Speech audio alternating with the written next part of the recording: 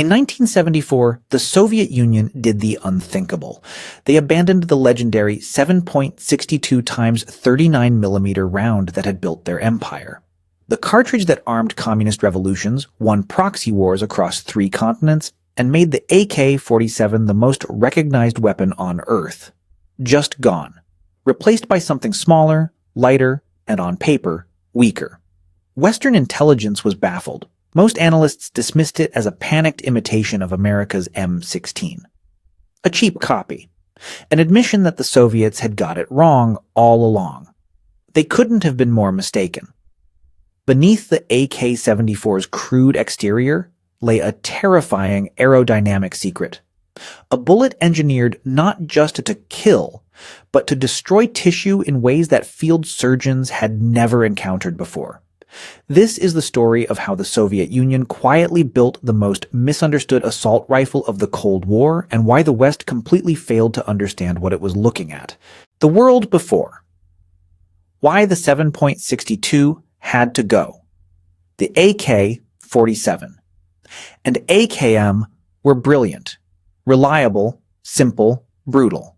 Nobody disputes that. But the 7.62 times 39mm round had a problem that got worse every year the Cold War dragged on. Recoil. On full auto, the AKM climbed hard. The third round in a burst was landing well above the first. At combat distances, that mattered enormously. You weren't putting rounds where you needed them. You were just hoping. The Soviets had been watching Vietnam very carefully. They saw American soldiers with the M16 and its lighter 5.56 times 45mm cartridge winning firefights with controlled, accurate automatic fire. A Soviet infantryman carrying 7.62 rounds managed around 300 in a combat load. His American counterpart with 5.56 was carrying nearly 50% more for the same weight. In a sustained engagement, that was a decisive advantage. The Soviets looked at the evidence honestly and set their engineers to work. What makes it special? The poison bullet.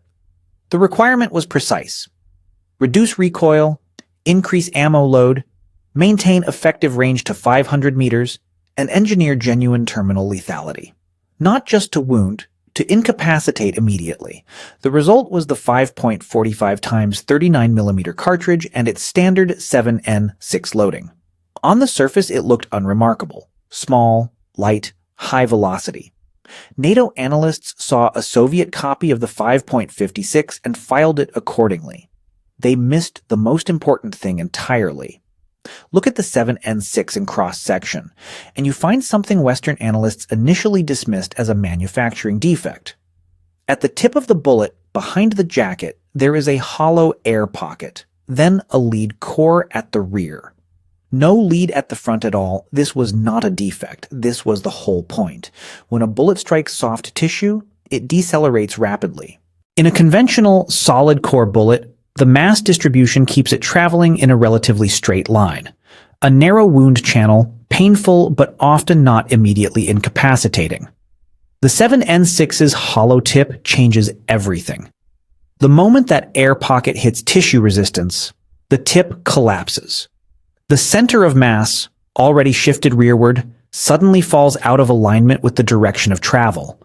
The bullet yaws, it tumbles, and a tumbling 5.45mm projectile tearing through tissue sideways creates wounds that bear no resemblance to what goes in. Surgeons in Afghanistan described the results as catastrophic. A massive temporary cavity from hydrostatic shock, a permanent wound track that zigzagged unpredictably through the body. Afghan Mujahideen fighters almost immediately nicknamed it the poison bullet. Not because it was chemically toxic, but because the wounds it created were unlike anything from Soviet weapons before, and survival rates were appalling. Western intelligence quietly updated its assessment from budget M16 copy to something considerably more alarming. The rifle. AKM's smarter sibling. The AK-74 wasn't a redesign. It was an intelligent evolution of what already worked. The long-stroke gas piston rotating bolt, the soul of the AK family, stayed exactly as it was. Reliable, simple, brutally tolerant of dirt, sand, and neglect. What changed was everything around it. The furniture transitioned from wood to a distinctive plum-colored bakelite composite. Lighter, and critically, it stayed functional in sub-zero temperatures where steel magazines became brutally cold to handle, and early polymer turned brittle. The Bakelite magazine, that iconic orange-brown 30-round box, was not just a cosmetic change. Less extreme curvature improved feeding reliability. It was an engineering choice that rarely gets credited. But the single biggest mechanical upgrade was the muzzle brake. The AK-74's distinctive double-baffle muzzle device is one of the most effective recoil compensators ever fitted to a standard infantry rifle. Redirecting propellant gases upward and to the sides, it counteracted muzzle rise so dramatically that soldiers coming from the AKM described the AK-74 as feeling almost artificially flat on full auto. Rounds 2, 3, and 4 landing close to where round 1 went. That was not the AKM experience. Not even close. Same legendary reliability. Lighter round, dramatically lower recoil, and a bullet specifically engineered to tumble on impact. Afghanistan Kipars, where the West finally noticed. The AK-74 was adopted in 1974, but the Soviets were careful. No exports to proxy forces, no AK-74s flooding the Third World the way AKMs had. The West was working from fragments for years. Then, in December 1979, Soviet forces rolled into Afghanistan. Mujahideen fighters began sending back reports to CIA and ISI contacts that were deeply unsettling. Soviet soldiers were carrying something new, and the wounds it was leaving were unlike anything seen before. Pakistani surgeons treating fighters evacuated across the border were documenting wound tracks that defied conventional ballistic understanding. NATO analysts got their hands on captured examples in the early 1980s through CIA channels, and the reassessment was rapid and uncomfortable. The tumbling characteristics of the 7N6 had been deliberate. The muzzle brake was genuinely exceptional. They had badly underestimated it. The irony is sharp.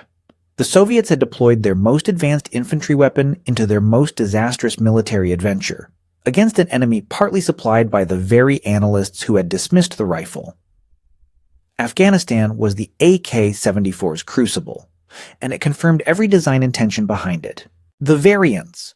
The AK-74 family didn't stay still. The AKS-74 added a folding metal stock for Soviet airborne troops, practical for a parachute drop, uncomfortable to shoot from, but paratroopers rarely complain. The AKS-74U, the Krinkov, cut the barrel down to 206 millimeters and produced something barely larger than a submachine gun. Early reliability was rough, the short barrel caused inconsistent cycling, and the muzzle blast was savage. But the Soviets persisted, and it became indispensable for vehicle crews and special forces. The AK-74M arrived in 1991 just as the Soviet Union was collapsing. Side-folding polymer stock, rail mount on the receiver, black furniture replacing the bakelite. Too late for the USSR. But it became the foundation for everything that followed in Russian small arms. The AN-94, the AK-12, the platform that Russian infantry carry today. So why is the AK-74 so misunderstood? Partly because it looks like its predecessor. Western observers saw the AK silhouette and stopped looking. Partly because the Soviets managed genuine secrecy around the program. And partly because acknowledging that a Soviet design had outpaced Western thinking on terminal ballistics was politically uncomfortable. The AK-74M is still the standard Russian infantry rifle, still fighting in Ukraine right now. Surgeons treating Ukrainian casualties are documenting the same wound characteristics Pakistani surgeons wrote about in the 1980s. The physics haven't changed. A tumbling bullet tumbles regardless of the decade. The AK-74 isn't feared because it's an AK. It's feared because the Soviets looked at what the West was doing with small caliber cartridges, understood it more deeply than the West realized, and then made it more lethal. Same silhouette. Completely different weapon. Misread for 50 years and still in the fight. Hey, if you enjoyed this video, check out this one here for more great military weapons content.